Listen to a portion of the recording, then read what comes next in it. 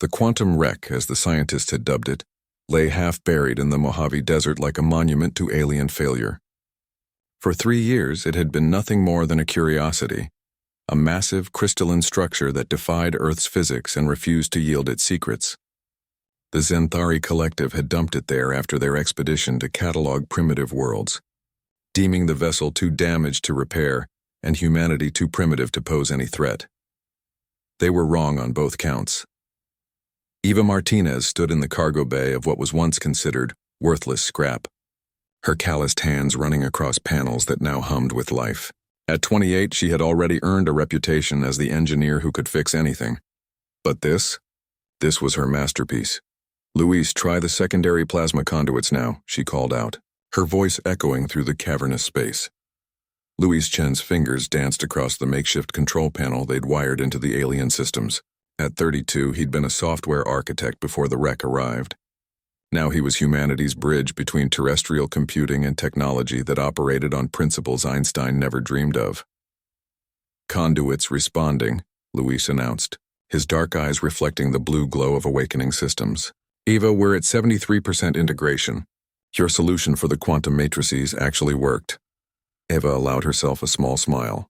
The Zenthari had abandoned the ship because its quantum drive core had fractured, a death sentence for any vessel designed to fold space. But the Zenthari had never encountered humanity's particular brand of stubbornness. They had never met engineers who looked at impossible problems and saw only interesting puzzles. "Of course it worked," Eva replied, climbing down from the upper framework. The Zenthari were thinking in 4 dimensions. "We added a 5th variable to the equation." "You mean you cheated?" Luis said with a grin. "I prefer innovative adaptation." The truth was more complex and more beautiful than either of them could have predicted. Humanity hadn't just repaired the alien vessel, they had reimagined it. Where the Zenthari saw a fractured quantum core as irreparable, human scientists had used terrestrial quantum computing principles to create a hybrid system. Where alien engineering demanded perfection, human ingenuity embraced improvisation. Eva approached the central chamber where the quantum drive pulsed with an eerie purple luminescence. Surrounding it was a web of human technology. Fiber optics interfaced with crystalline data pathways, conventional fusion reactors supplementing exotic matter generators, and good old-fashioned steel reinforcements supporting structures made of materials that shouldn't exist in normal space.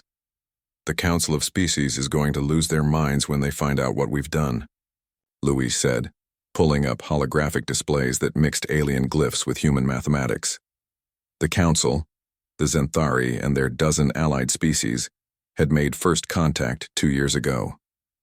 They'd been polite but dismissive, offering Earth protected status as a developing world. No technology sharing, no seat at the galactic table. Humanity was to remain in its cosmic playpen until the Council deemed them ready. The message was clear. Humans were children playing with rocks while adults discussed matters of stars and civilizations. "Let them lose their minds," Eva said, her jaw set with determination. "They dumped their garbage on our planet and expected us to just stare at it in wonder. They forgot to ask themselves what kind of species looks at the impossible and says, 'Challenge accepted.'" Luis pulled up the navigation systems. "We've got all major systems operational. Life support is running at 98% efficiency, actually better than the Zenthari original specs. Because we installed redundancies," Eva noted. "The Zenthari design was elegant but fragile. We made it robust. It was the fundamental difference in philosophy. The Council species had advanced through careful, methodical progress over millions of years. They built for perfection. Humanity, with its mere 10,000 years of civilization, had learned to build for survival.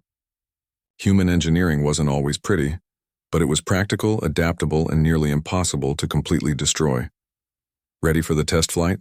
Luis asked. Eva took a deep breath. This was the moment 3 years of work had built toward. Thousands of engineers, scientists, and technicians had poured their expertise into this project. Nations had set aside differences. Humanity had united around a single goal, to prove they belonged among the stars.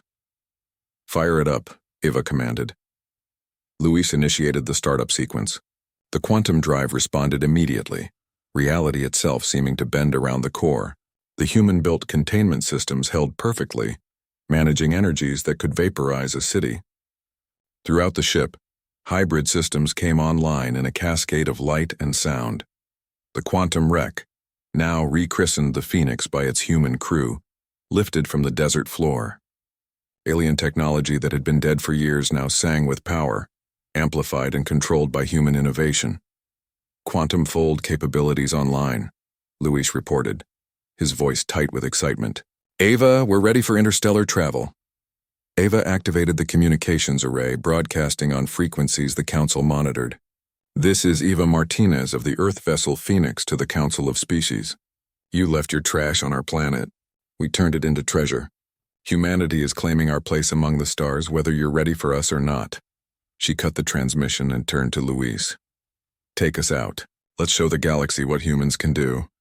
The Phoenix shimmered, quantum fields wrapping around its hull. In an instant, it vanished from Earth space. Traveling faster than light using a drive system the Xanthari had abandoned as broken beyond repair. But they had never encountered human engineers who saw broken things as opportunities.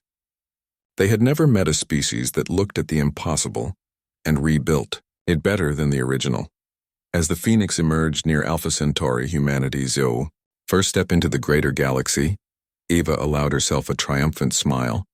The Council of Species had dumped their failure on Earth, expecting nothing. Instead, they had given humanity the key to the cosmos, and humans, as they always had, turned limitation into liberation and defeat into victory.